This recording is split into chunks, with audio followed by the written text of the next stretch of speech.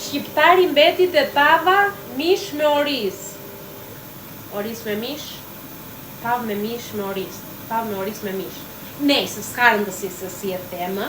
Rëndësi ka tani se ku kam mbetur unë si shqiptare që jam edhe bëra tavë me mish edhe me oriz, edhe ushqetësuam Argentina, që pse kemi mbetur te tava me oriz me mish.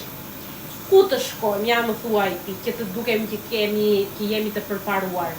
T'i qojmë fëmijët të çdo drekë kur mbarojnë shkollën në për fast food, apo në për restorante dhe shtrenjta që të ham një pjatë risotto që bën 40-50 pound, që të quajmë që ikëm nga tava me oriz me mish, shkuam te risotto. Inshallah të mundesha ditë për ditë të gatuaja gjëra në shtëpi, edhe ashtu përpiqem kur ka mundësinë të gatuaj sa më shpesh, që të mundem që dhe të ruaj traditat, hajde edhe ajo, po që të ushqej shëndetshëm familjen time. Tavë me oriz me mish, me patate me mish, me makarona, makarona me mish,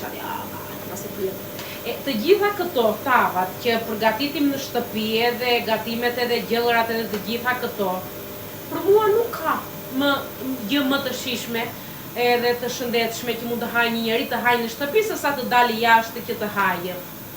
Njerëzit kanë filluar edhe vinë nga anës tani në fshatrat në Shqipëri, atje ku munden, edhe shikojnë traditat e shqiptarëve se çfarë hanë dhe ngelen të mahnitur, të kënaqur nga ato shije që kemi neve. Edhe juve tani si shqiptar dini dhe thoni që shqiptari mbeti te tava me mish me oriz. Nga nesër sushi do përgatitë, guacamole, të gjitha këto gjërat që dukemi që jam e përparuar edhe unë.